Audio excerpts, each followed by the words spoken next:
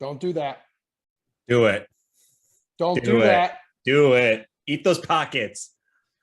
She's eating pockets again. She's eating pockets. And they're not Hot Pockets. Do you remember Hot Pockets? Yeah, I remember Hot Pockets. I despise ham and cheese Hot Pockets. Those are my favorite. Those are my favorite. Jabroni who thinks ham and cheese was better than pepperoni can go to where, can get shot in the sun. Yeah. Yeah. Stuff me inside a cannon and fire me into the moon. Ham and cheese. All right.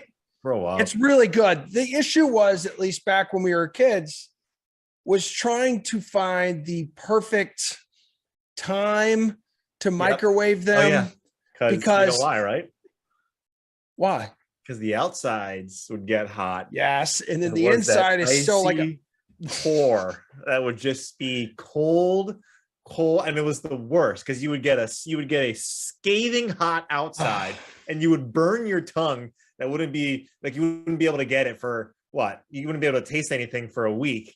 But then when you got on the inside, when everything, like, it was cold, it was the worst. It was brutal. It was a frozen log of ham and like fake Velveeta cheese.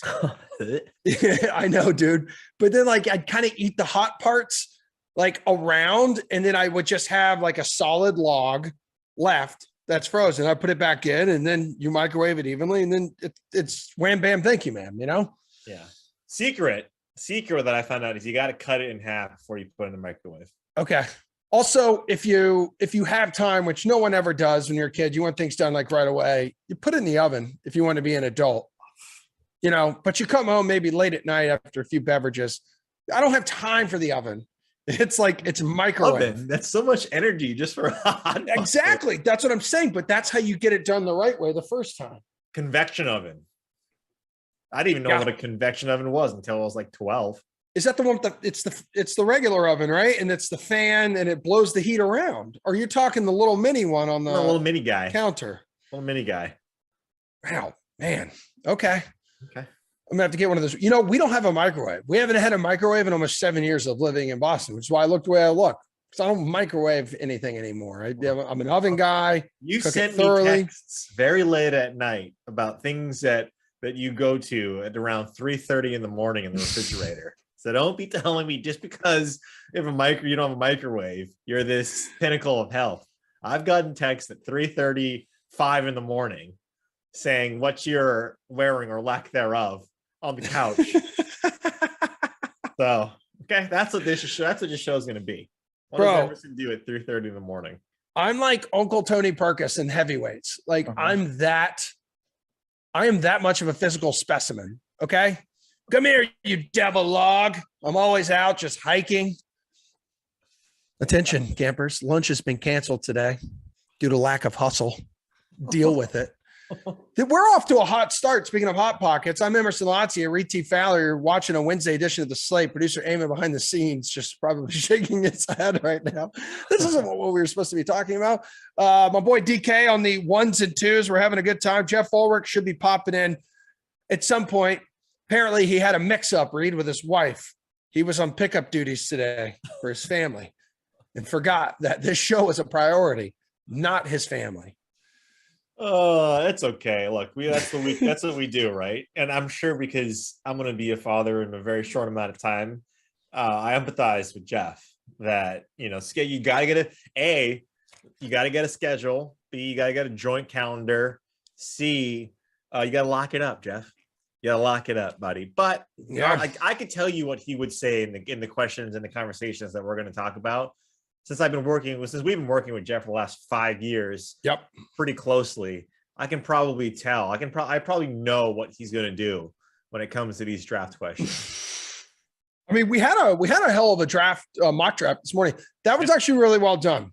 I was really proud of all of our analysts, really proud of our producers behind the scenes because that was fun. That was the first time we've done something like that, like the fake commissioner, and then you guys kind of ripping through. Mm-hmm. And I thought it was a good pace. We were done by around that 11:35. No one rambled on. We could have added a little bit of debate in there, but we were worried we wouldn't get to all 32 picks. But I thought it was pretty clean and fun. I think we learned some things today. Yeah, I think having having that type of mock draft is good because you have to do it for the format that we were in, right? We had a bunch of people, we had a time constraint. One thing that was difficult, and I should have done personally, right, is put my best, like if this guy were to fall to me, like who's like the best player that position, I'll list off that and go from there, because there are certain players that we talked about at the end of that show that should have gone in the first round, should have gone early, that didn't even get drafted in our mock draft, like Trent McDuffie as one of them, right? So there are guys in our mock drafts that are in our mock draft that didn't go that should. Yeah. But that's the beauty of it, right? That's the beauty of this draft and how you bet it, is that I don't think there is a consensus top 10. Jermaine Johnson is someone that's climbing up boards that might go closer to 10 or around number 10, right? And he was, I think, taken late. Like I think Julian took him with the Patriots in the early 20s. So, that's, you always got to, think about these things. And it was a lot of fun. So I think, at the end of the show too, we ended up ripping through a bunch of props that were available. Mm-hmm. And one of the guys, gosh dang, who was the guy you took for the Chiefs? Was it a corner? Who was it? Dax? Was it Dax Hill? Did you take Dax? That's who I wanted. Okay, that's who you wanted, because I was looking at like position props, like position totals, and we talked about quarterback. I think that one was set around like 2.5. Receivers was like 6.5 on the DK Sports book. But then cornerback is another one. So like over under 4.5. This seems to be one where a lot of like draft experts out there, and then analysts, including like a bunch of ours, are kind of split. Like, is this a position? Is this a big cornerback heavy first round potential there where you could take over 4.5, Reed? I think it's difficult. I know Jeff, I think, liked over 4.5. So the guy that I was talking about was what was his name? Kyler Johnson. He was out of the University of Washington. That's why Trent McDuffie, right? He's the better of the two.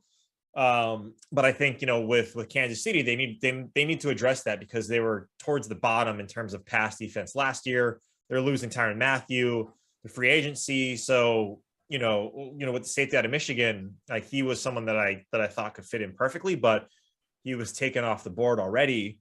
But yeah, I think when you take a look at the cornerback position, right, like what are the key areas in this iteration of the NFL, right? It's all around the pass game. I think a lot of us thought that it was going to, and we're seeing this a little bit, that because it's become a pass happy league, more teams are dedicated to the run.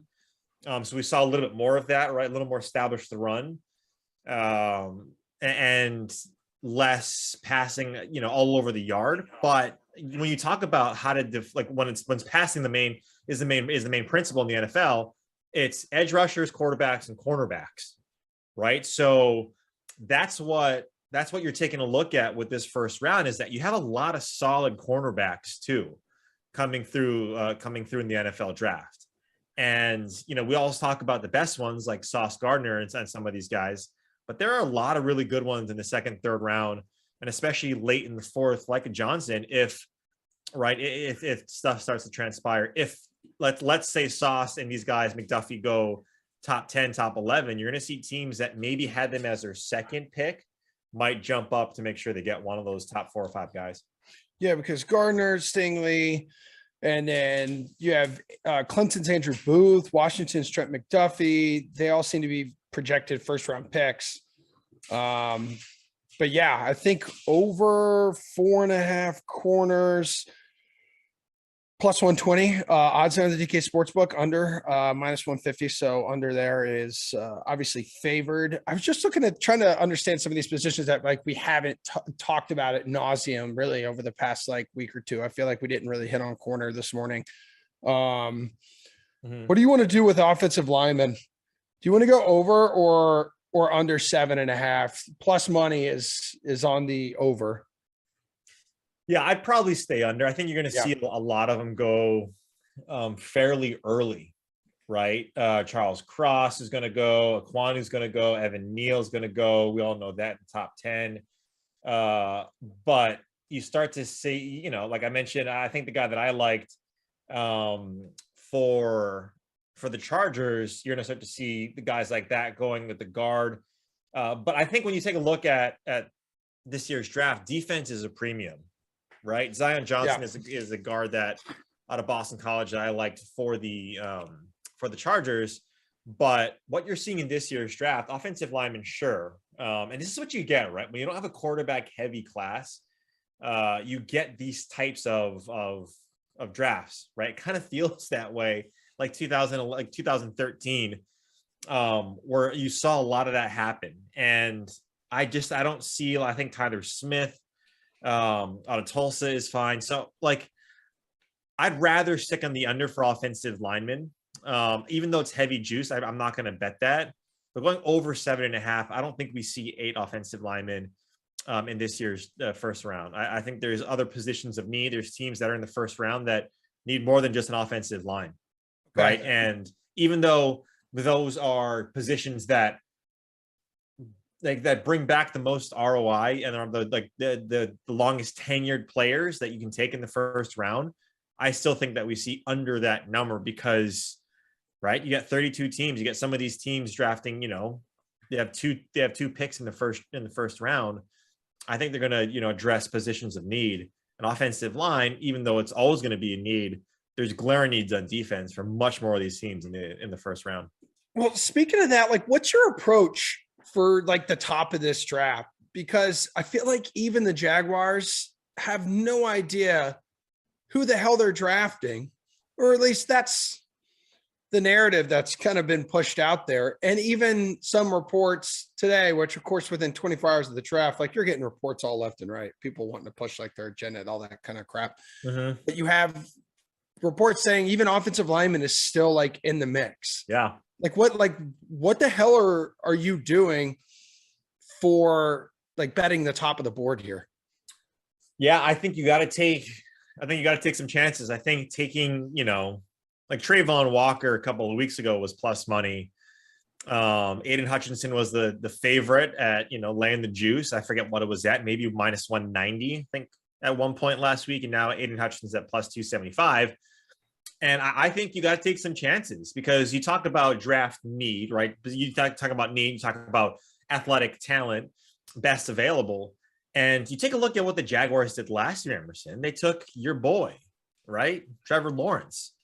And if he's going to be face down in Duval more times than he's not, you got to think that, hey, if there is a really good prospect on the offensive line, especially at the tackle position, even though I believe they re-signed Robinson.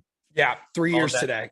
Yeah. So that's big. That clears up some money for them to be able to have some cash here to sign whoever the hell they draft. I still think that if someone like Evan Neal or like Aquanu, he might, be someone that sneaks in at plus 450.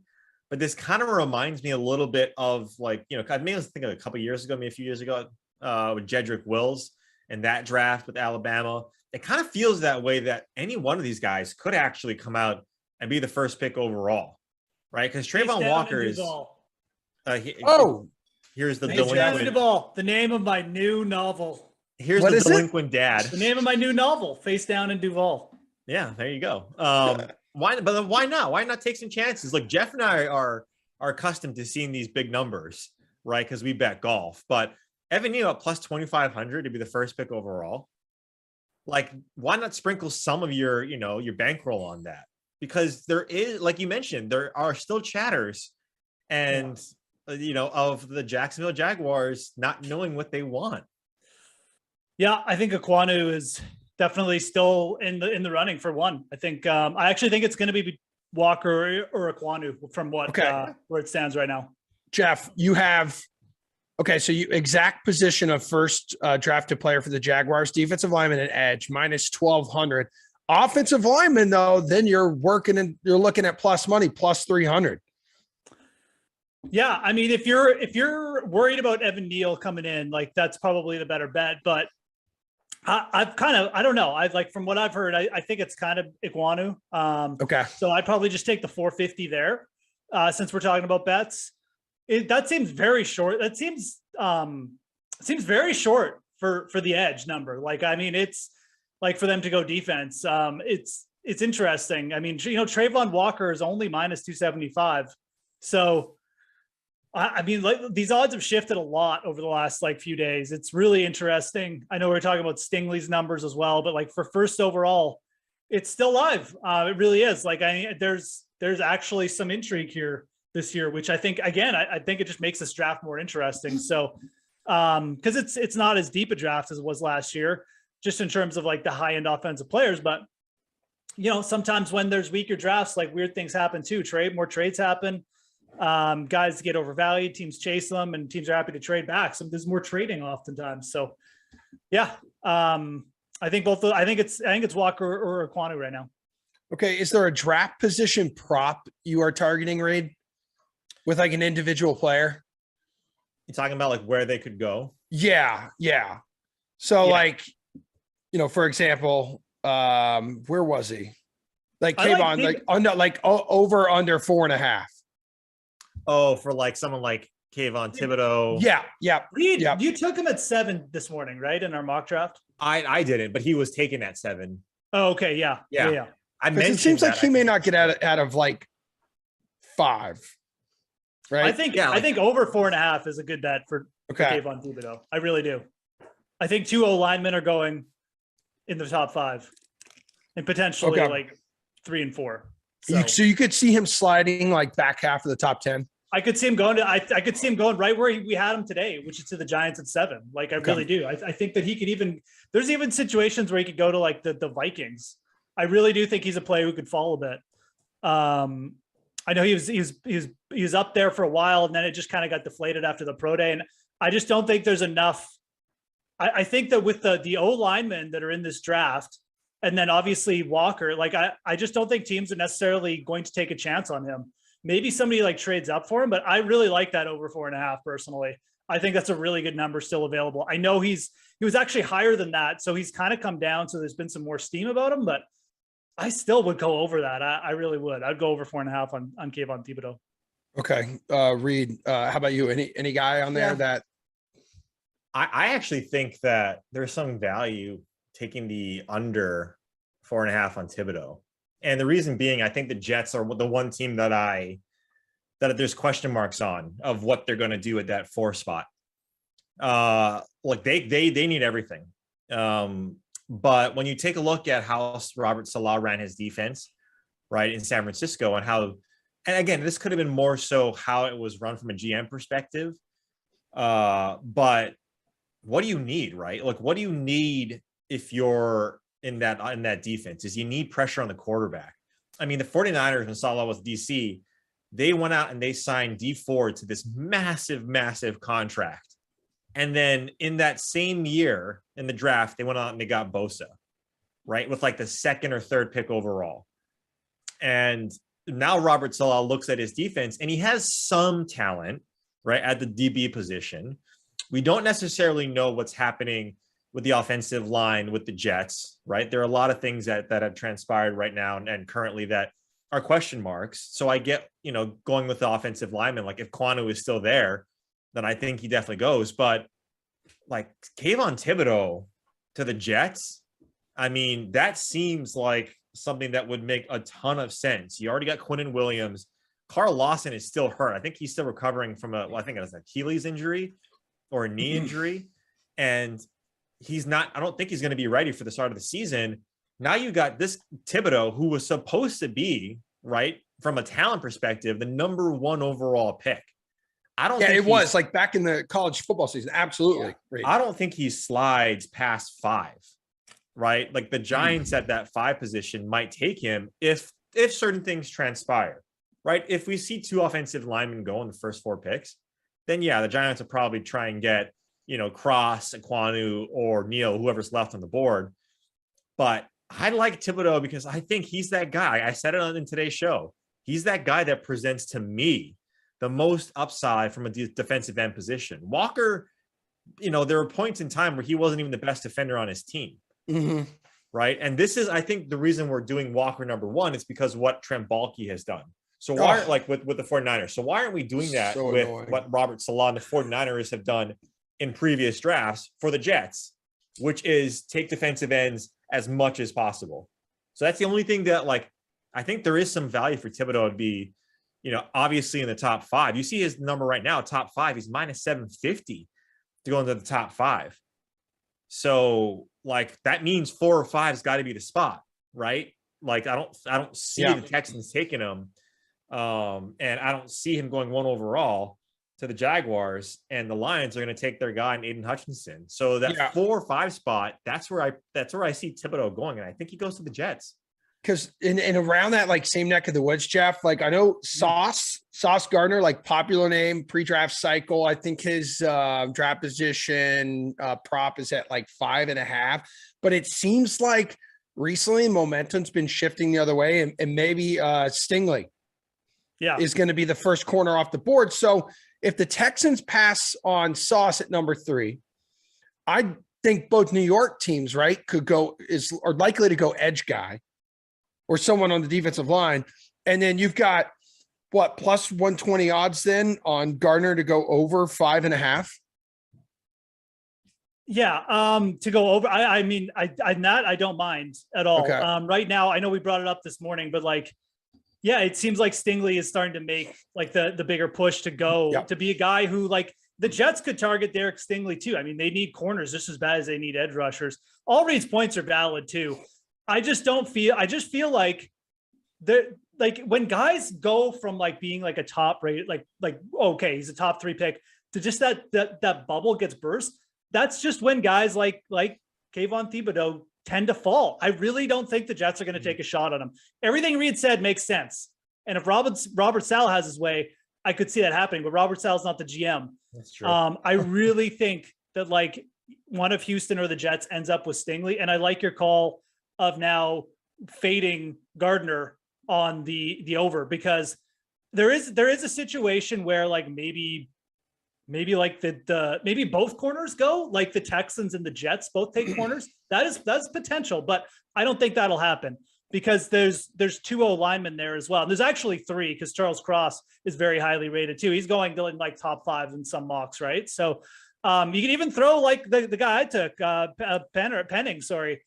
Trevor Penning. Like the O lineman could absolutely get a run early in this draft than people realize. Yep. So I like taking the under on Stingley, and I like going over on Gardner right now. I think that is what's going to happen. I think Stingley's going to go first before Gardner, but like both those guys could be top 5 draft picks, and it wouldn't shock me either.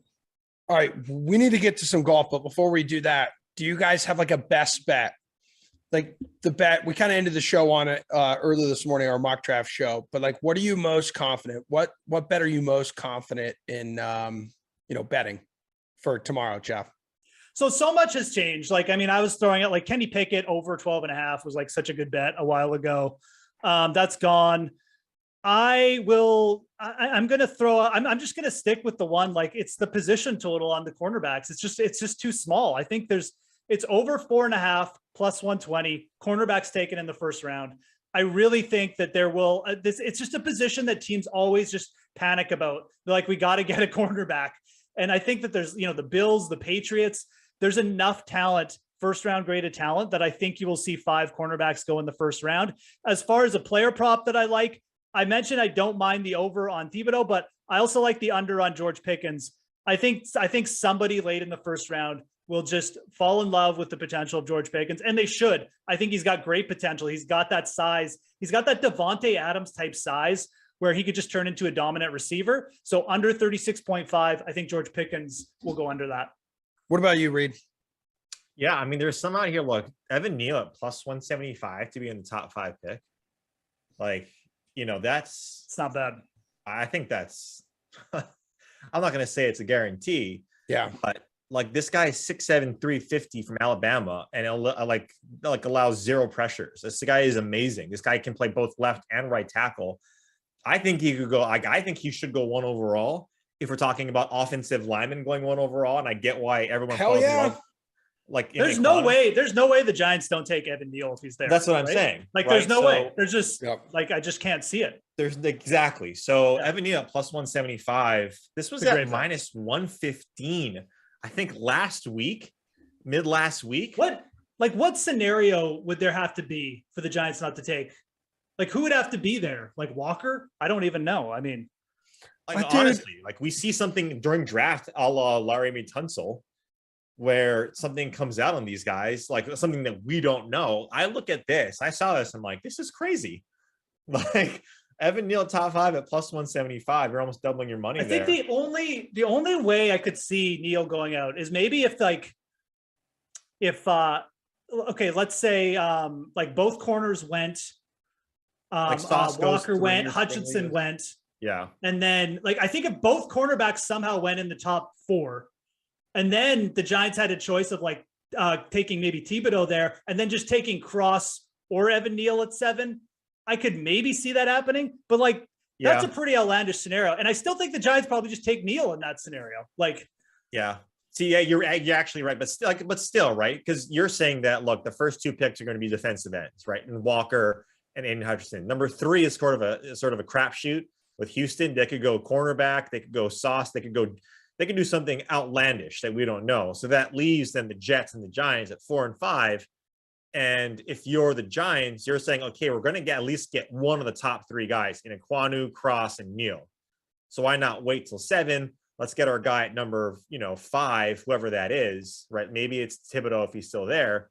Then I could see that. But still, you're talking about someone who has the prototypical body type that we've seen it with the Giants in Evan Neal. And he plays both sides, left and right tackle. He's so versatile. The fact that this guy is not getting more love, and he's getting love, is just, to me, is weird. So I like that at plus 175 just because of line value too, right? This was at minus 115, last week. What's changed in the last week? Just the number 1 pick overall. I think the only thing that's changed is that I think Derek Stingley is now getting a lot of heat going to the Texans. And I think that's pushed Neal, but like, that's fine, because I mean, I'd just be shocked if the Giants passed on Evan Neal if he was there. Like, I'd be floored. Yeah, I don't even see, like, I get Stingley is good, but like I talked about earlier today, this was like, he was really, really good in 2019. Like, that's what you're hoping for, right? Yeah. Is that from 2 years ago, he's going to be the same player, which could easily be the case. But a top 3 pick, there's no way that I'd be wasting a top 3 pick on Stingley. Yeah, those are really good odds, by the way. Like, that's actually that's probably my favorite bet too. Plus 175 is really good odds. Like, that should be like even money. Yeah. Houston apparently is quite infatuated with Stingley there. I could see that. Talking he could be like a perfect fit inside Lovie Smith. That really shouldn't hurt Neal too much. I just can't see the Jets and the Giants passing on him. I don't know. Okay. Yeah. It's crazy to me that the guy like who was maybe 4th or 5th best player on Georgia's defense is such a significant favorite to go number 1 overall. I'm not like a huge fan of it.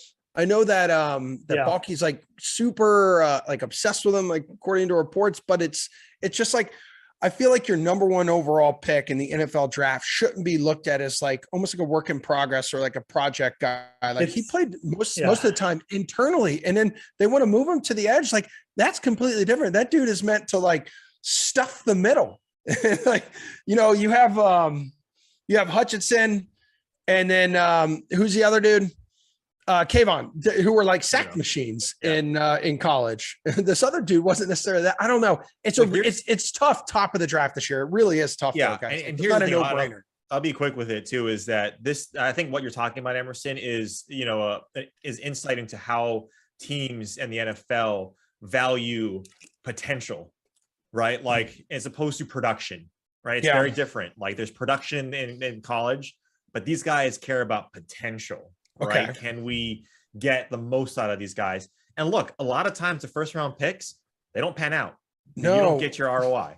Right. So I say the Jets have a bad track record with ends though, too, Reed. Like over the past like 5, like 6 years, look at a lot of these guys who have like fizzled out. It's just been especially like 1st round guys. I forget like the what's his nuts out of Florida that they took like 5 years ago. He's like gone already. It was just terrible. It's just been a bunch of The wet Raiders, farts. Raiders took Clelin Ferrell fourth overall, and he's like the third highest paid player on that team.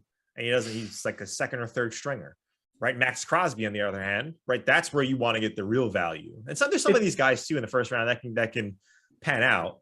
But usually those guys are offensive linemen. There's so much pressure with the number one pick to just take I think the problem is when you have number one, it's such a bad place to pick unless there's a consensus, unless there's like a Joe Burrow on the board, then it's fine. But when it's up for grabs, there's so much pressure to take that. Like if Tavon Walker, if you pass on him and he goes third overall, everyone's just gonna be like, you didn't take this athletic beast that even though he was like the third, you should have known. So that it just adds pressure. Whereas Reed is correct. This is a weaker draft. You should just be taking the sure thing. Take Evan Neal. It's fine. It's a weaker draft. Who cares if you have the first round, the first pick?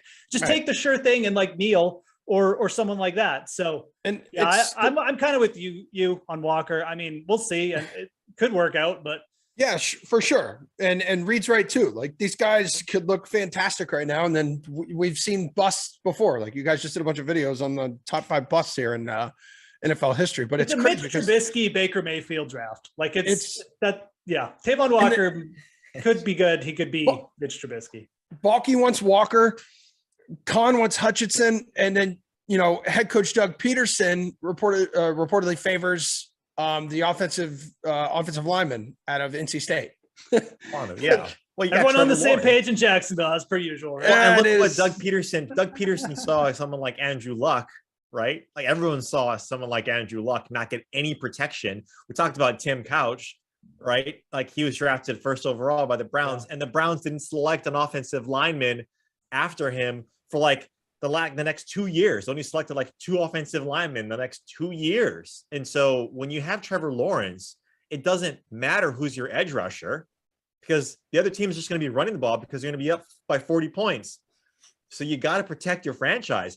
And look, you got to protect Christian Kirk too. Your wide receiver 1 that you're paying. Yeah, when Doug Peterson, who's an offensive guy, says take an O lineman, like you should probably listen to him, because that means your O line isn't very good. I know. All right, before we get to golf too, it's the 10-year anniversary of the Jags taking a punter in the 3rd round. Russell Wilson was still on the board. Hey, we got to get out of here in like 2 minutes, I think, max. Give me some golf picks. Give me some of your best bets, like right now. Go ahead, Jeff. David Lipsky, man. I've gone down the David Lipsky rabbit hole this week. I'm convinced this guy's going to do something. 2-time winner on the Euro Tour, won on the Korn Ferry Tour. He had 5 top 5 finishes on the Korn Ferry Tour last year. And guess what? This is basically a glorified Korn Ferry Tour event. There's other things that I like, like the pass ball greens. He's done well on those. He's got some results on Greg Norman courses. Like David Lipsky does not hit it far, but the fairways here are like, they're easy to hit. It's just going to be basically everyone's hitting fairways. I think this is like a real chance for him to potentially break through. He's a really, really like a little bit of an underrated player. He shot a 63, I believe, in best ball last week. He had like 7 birdies and an eagle in one of his rounds. So, and they finished T4, him and Aaron Ray. So, yeah, David Lipsky, man, I think he's plus 10,000 on the DraftKings Sportsbook, plus 1,600 for a top 5. That's my favorite bet on the board right now. Ooh, Fowler, hook me up, bro. Love that. I mean, Lipsky has been like, you always see them on Thursday, Friday, just on the top of the leaderboard. Yeah, he's legitimately just he's just like greasy player, man. Like he makes putts. He's got a good short game. His iron game get fired. Like he just hits a 280. So no, everyone's like, yeah, he's okay. Yeah, the top of the board, I think it's fine if you want to go Gary or Finau 2022 respectively. Patrick Reed is probably the one I'm vacillating on the most, just because he's 35-1, just from a talent perspective, even though he's playing like hot garbage. 35 in this field for Reed is, to me, crazy, but I see why he's there. I think if I'm going near where Jeff was, there's 2 guys that I like quite a bit. It's Alex Smalley at plus 8,000 and Mark Hubbard at plus 7,000. If this becomes a putting contest, Hubbard is one of the best at plus 7,000. So give me him at 7,000 to win outright, plus 1,200 for a top 5 for Mark Hubbard. All right, man. Wish you had a little more time to talk some golf, but that's what happens when one of the biggest sporting events of the year is tomorrow, the NFL draft. Hopefully we will be there next year. It was a good show. Jeff, thanks for It'd be joining even us. better if we could do it at the draft. Yeah. Where is it next year? Is it Nashville? No, Isn't they it just always did. in- Probably on Nashville. like It's Anchorage. Cleveland or something, isn't it? Isn't it Cleveland? Oh, I think well, let's they- not go if it's in Alaska. Cleveland. Yeah, we'll skip that one. We'll save some money. All right, guys. Good stuff. We'll see everyone. We have the sweat tomorrow morning. We'll talk a lot more NFL bets, 11 o'clock Eastern time. So we'll see everyone then. Bye. Sorry, Cleveland.